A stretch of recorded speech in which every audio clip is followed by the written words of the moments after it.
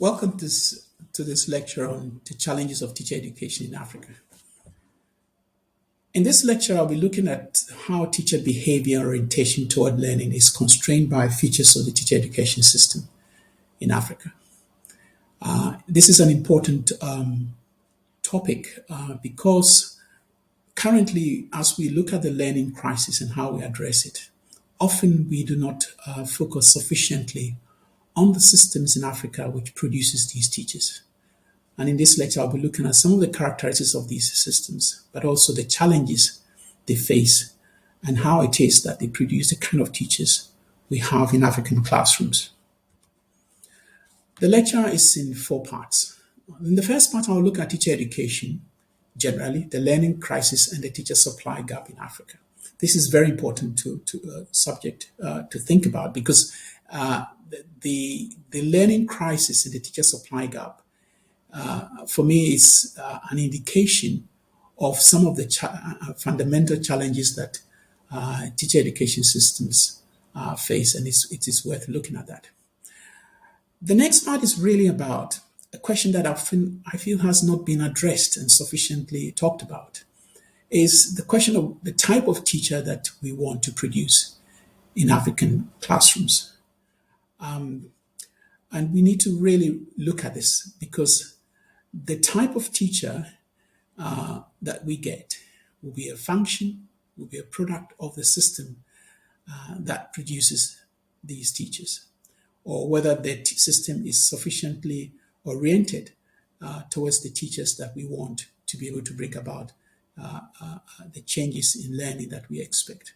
And then I'll talk briefly about the teacher education system, provide an overview, and then finally I'll look at the challenges and the constraints which is the focus of this lecture. The question we should ask ourselves is whether teacher education in Africa is failing to make a difference. And I think all the indications suggest that it may be failing us. If you look at the data on children's learning right across sub-Saharan Africa, you would find that many children are not achieving the learning goals that we expect. And as some of this data suggests, in East Africa, for example, after 3 years of schooling, 70% of children cannot read more than a few words, a sentence, or a short story in their local language. So these are fundamental problems of learning, which is being described as the learning crisis. And for me, it points to the inability of teacher education to really produce teachers who can effect the changes we want and to meet the learning needs of most students. The question I would like to ask, and I would like you to think about, is why is this so? Why is it that the teachers we are producing in Africa or in many African systems are not able to make the changes or improve learning as we expect? There's also the issue about the teacher supply gap. We know that according to the SDG 4, we're expecting about 24.4 million more primary school teachers and 44.4 million secondary school teachers. Now, this is a huge demand if you look at the target by 2030. The ability to substantially increase the supply of qualified teachers puts a heavy burden on many teacher education systems. And the way in which they respond is key to the quality of teachers they produce. And we've got to ask ourselves whether teacher education systems in Africa have the capacity to produce these teachers in sufficient quantity and quality to meet increasing demand. We do know that teacher shortages is especially severe in the rural schools across sub-Saharan Africa. And I think if we're addressing the teacher supply issue, we are really talking about teacher quality in most of the deprived schools in Africa. And this is really where the problem is. But I think we need to go back and ask our question, go back to this issue about whether we are producing teacher education for mass production of teachers to meet this demand. And I think there's a choice, and this is, I think, put very well by Lewin and Stewart, that the choice is between the mass methods that could produce trained teachers in sufficient quantity to meet demand, and those which might improve quality but would limit the number of pupils with access to teachers with any training at all. So I think if you look at any teacher education system in Africa, that's the challenge. Either they're going for a mass production, and often this is to meet demand, and this has sometimes implications for the quality, But they also, faced with the issue, if you want to go for quality teacher production, it may mean that you don't produce teachers at the quantities that you would want to meet demand. So this is a question that you've got to ask every African education system to, what in terms of its teacher supply needs and its teacher demand needs, and what model of teacher education is being used to address this. And I think this is very, very important. Another issue that we haven't seriously looked at is the type of teacher behavior orientation toward learning. And we should ask, what is the type of teacher that we want to produce? And here I want to submit 5 possible approaches. And I think we need to interrogate teacher education systems by looking at them through these 5 lenses. Is the teacher education system producing an authoritarian or dialogic teacher? Often we do want to produce, in many systems, they want to produce a teacher who is reflective. We talk about reflective teacher practice, a teacher who is able to engage in dialogue, in critical knowledge production, co-production with the learners. Or are we also interested in producing a technical practitioner, a teacher who has the tools, simply the tools to actually do exactly what the job requires? And therefore, you would see that in many systems, they would provide in methods, specific methods, approaches to actually teach in certain ways. Is that the kind of teacher we want to produce? And then we also have to ask, do we want a teacher who's well-grounded academically? And often I have to add that it is not an either or for these different scenarios, because many teachers are coming into the classroom in Africa who are very big backgrounds, and sometimes the systems are oriented in a way to address this academic weakness. So you would see that in some cases the teacher education system is focused on producing well-grounded, academically grounded teachers. Or do we want an efficient instructor, a teacher who has, in many cases as we have currently, we do have teachers who have a scripted lesson and is able to deliver the lesson as has been scripted efficiently, effectively, and has the tools to do exactly what they're expected to do as an instructor.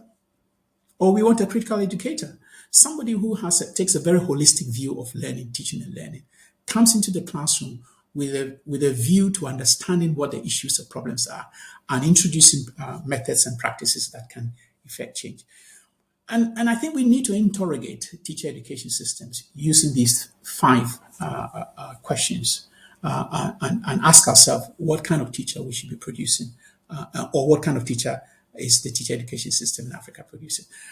The other thing to think about is also the diverse and disjointed nature of teacher education systems in Africa. You would find that in many countries in sub-Saharan Africa, you have an initial teacher education, or what we call a pre-service teacher education system. That is often the system that produces the majority of the teachers. They go through a form of training and then they exit as trained teachers. And then you have a system of training where you have teachers who come to learn to teach in schools, in classrooms, in service teacher training. Often this is not a predominant approach in many African systems, but you do have some of them there. Then you have distance teacher education, teachers who are learning to teach using distance learning materials and occasionally coming together at a site to reflect and talk about what they are learning. And then you have the continuous professional development that systems often offer teachers who are already in service. So the point is that in many systems, you have these things happening at the same time, either 2 or 3 of them or all 4 of them happening. The issue is that they are often not aligned or properly linked. So you can have one producing a certain type of teacher and the other, because of the nature of which is being designed, producing another type of teacher. I think this is really one of the fundamental problems or challenges that teacher education in African systems face. So let me now turn my attention to the challenges and constraints, which begins to look much more deeply into some of the issues I've raised. In a study that we did some years ago, we asked teachers what was their greatest influence when it comes to learning to teach the basics. And the results are very revealing. And I would like to submit that they reflect some of the issues I've raised earlier in this lecture. The first is that it's very clear that many of these teachers see their college-based training as the most influential. In other words, they see that what they learn in the colleges is what informs their approaches to teaching. So we should take it seriously. But you do see there's a mixture. You have sometimes working in schools, working with other teachers in service training. But very clearly, many of these systems do not focus on how you learn to teach in schools.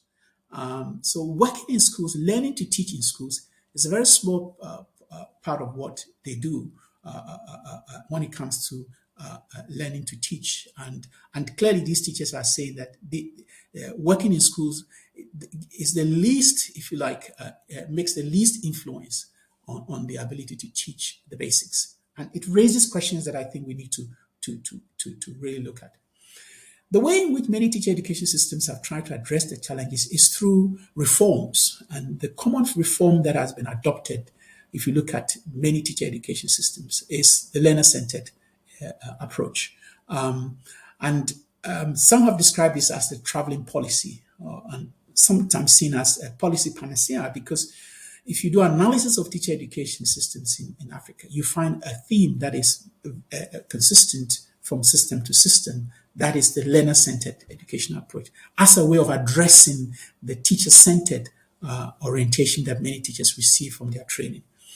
But there have been questions about whether this has been very effective. But before we look at that, let's look at some of the features of a learner-centered system. First of all, it is moving the control of learning or shifting that to the learners, not only about the content, but how they learn. It places the individual's interest at the heart of learning. It promotes an independent inquiry, fosters experiential learning. It places emphasis on relevance of activities and assignments to students' lives. And by so doing, creates wider learning opportunities, leading to what is expected as a less authoritarian relationship between teachers and learners. So this is broadly what this is about. But they haven't been very successful. If you look at a lot of reforms and evaluation of reforms of teacher education in Africa, you find that even though there have been a lot of effort to promote learner-centered curriculum, teacher education curriculum, they haven't been very effective. And some of the reasons that have been offered are cultural, teacher identity. Some would argue that the value systems of different countries are resistant to that. That's an argument that's often made. That teachers are often seen as transmitters of information. That's the identity that they are. So if you want to shift that identity, change that identity, you are coming across a very strongly embedded identity in the formation of teachers' classroom professional identity. There's also the issue of teacher motivation. Resources are lacking. The assessment systems make learner-centered education unpopular. But I think another important point is that the adult-child relationships are often, some would argue, to make it much more difficult for you to have a situation where you're producing a teacher who is shifting some of his or her responsibility for learning to the child. And then also there's the community and parental resistance, the idea that many parents or caregivers expect a traditional education with a teacher as the transmitter of knowledge. So these are some of the challenges that these systems have faced, which have made it difficult for learner-centered education to succeed. Now, we look very closely at these countries and looked at the teacher education, their system and their characteristics. And this is quite striking. Right across these countries, we see that there is an emphasis on addressing the knowledge content gap. Like I said, many of these teachers are coming into the system to train with very weak knowledge base in the subjects. There is an emphasis on there's little emphasis on the context of teaching and the challenges. Lecture methods and theory dominate. The school curriculum and the teacher curriculum are not properly aligned. But I think a point that is very important in our analysis of this system is that the emphasis on practicum is on learning to apply knowledge of teaching and not knowledge from practice, that is knowledge from how you actually effect learning for children in the classroom. And this is really a big issue, a big part of the problem. And the orientation is often towards a prescriptive teacher behavior and less on how students learn. And this goes back to the point that I raised at the beginning of the lecture, that when you look at the problem we face about how children learn, teacher education system is not tackling directly head-on how children learn and producing programs that really make teachers focus their attention much more on promoting or really assessing their effectiveness on the basis of improving learning directly, not on their necessarily on their behaviors, but whether or not they can improve learning. And then also that this argument that teacher education is not sufficiently holistic. It's not simply about the teaching knowledge. It's also about whether the teachers know the pupils very well, they understand their misconceptions, their backgrounds, and the classroom ecology and resources. And teacher education often does not bring this all together to understand what really is required to make teachers effective. And this is often lacking in the colleges that they are trained. And then also the teaching methods and assessment in many systems are not aligned. They do not aligned in a way which allows them to really focus on the real context of classrooms. What is it that you need to do in the classroom to promote teaching? And how do you assess that to ensure learning is taking place?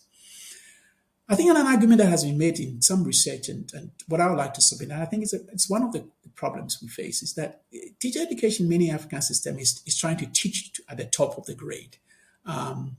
There is an assumption that the curriculum is a monograde curriculum, and this often is targeting children at the top of the class. But we do know from the evidence that many children are not in grades appropriate for their age. So a grade-based curriculum actually is not very effective. And if you train teachers to focus on grade-based curriculum, often this misses the needs of many other children who are in the classroom.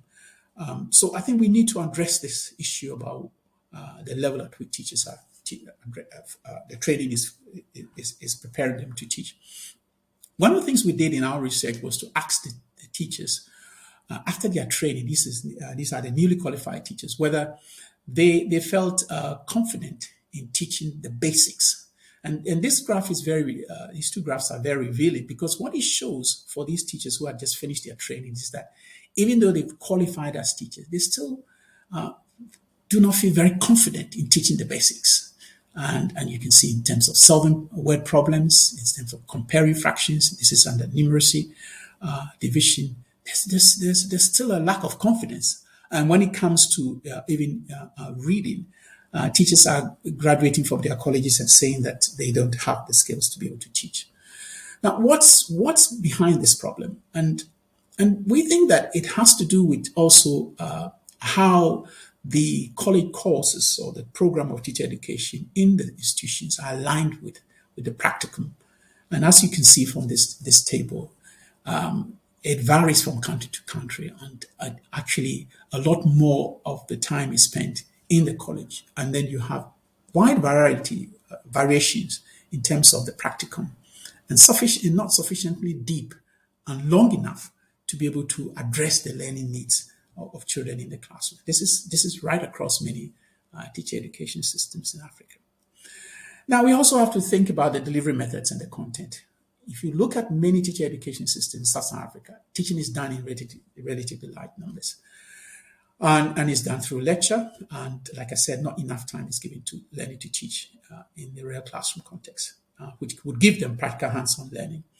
One of the interesting things we found in this research was that if you take, for example, the language course that teachers would take in the colleges right across these countries, the number of topics devoted for reading, for example, is very limited compared to the number of topics on language topics. So this asks the question, what is teacher education producing?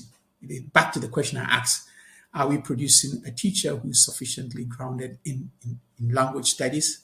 And this table suggests that that's probably what these teacher education systems are doing, and not sufficiently on learning to teach reading specifically, with the assumption that once they have acquired these language topics, they'll be able to teach reading. And I think this explains why many of them are saying they cannot teach these basics, like I said. And this also the issue about qualification. A lot of these teachers are coming right after basic school completion. Their qualification levels are low, right across the countries that we looked at. It's, I think, only in Ghana that you have all of the teachers who had to have a secondary level qualification. So their background is also, in terms of their subject knowledge, academic qualification is relatively low before they start their training. There's also the language of learning. Many teachers, the colleges are using an instruction approach, which often mirrors the school medium of instruction. But when we ask them what they are most able to teach reading in, you can see that they're not quite as, although a small minority, but quite a sizable minority do say that they don't feel very confident teaching reading. So the language of learning is also a very, very important issue to look at. I think this is a very important point about the tensions that I've been talking about, that there needs to be a recognition that there's the desperate and intention teacher education programs face. There are different elements which I would like to highlight. First is that the trainees' own experience, the people who are coming into teacher education to learn to teach, have their own experiences of teaching and learning. Okay. Then they have the practices advocated by the colleges in which they are learning. And then they have what is required by the school curriculum. And then they have the practices adopted by teachers in the school. So you think about it. Each of these has an understanding of learning that underpins them. Each one of them. And we haven't done a good job in addressing the tensions from these different elements. And I think this is also a part of the problem we face, that many teacher education systems in Africa face. So let me conclude by summarizing some of the key points that I've highlighted. The first is the structural challenges that teacher education faces. And I've talked about the fact that often you have systems producing different types of teachers according to different types of curricula and goals. And then you have the pedagogy, which is often the problem also, because it's not very clear what pedagogical knowledge and skills that teachers require. And even if they are being introduced to a certain way of learning to teach, it's often not done in the context of real classrooms. And then there's the issue about alignment. We don't have alignment in many ways, often between the curriculum of teacher education, the curriculum of schools, and that alignment is weak. And therefore, you have a situation where we are producing teachers in Africa who are unable to address these learning needs. I think let me conclude by saying that the learning challenge, the learning crisis that many we talk about and many of the research talks about, tries to see this as a problem of teacher ineffectiveness. These are teachers in service. And the way to systems have tried to address this is to try to offer teachers the kind of skills, sometimes scripted lessons, approaches to address them. And I think that what we haven't done sufficiently well, and what many systems haven't done, and what we probably need more research, is to look at the system that produces the teachers in the first place. In many countries, teachers are being produced in the tens of thousands every year. And they are coming into a system that is already dysfunctional, where children are not learning. We're not going back to look at some of the constraints that these systems have generally created. And I think this is where we need to begin to interrogate teacher education and looking at some of the issues that I've raised and said, is teacher education in Africa fit for purpose? What kind of teacher is it producing? And should we not rather be looking at the system that is in place that has the biggest investment as far as government's investment into the production of teachers are concerned, and begin to understand exactly whether it's doing what it's expected to do and what kind of reforms it requires to be able to deliver the teachers we need to bring about the change. And I would like to submit that these constraints are at the heart of the problem we face in producing the teachers who can address the learning challenges. And this needs that a lot more attention that has been given. Thank you very much.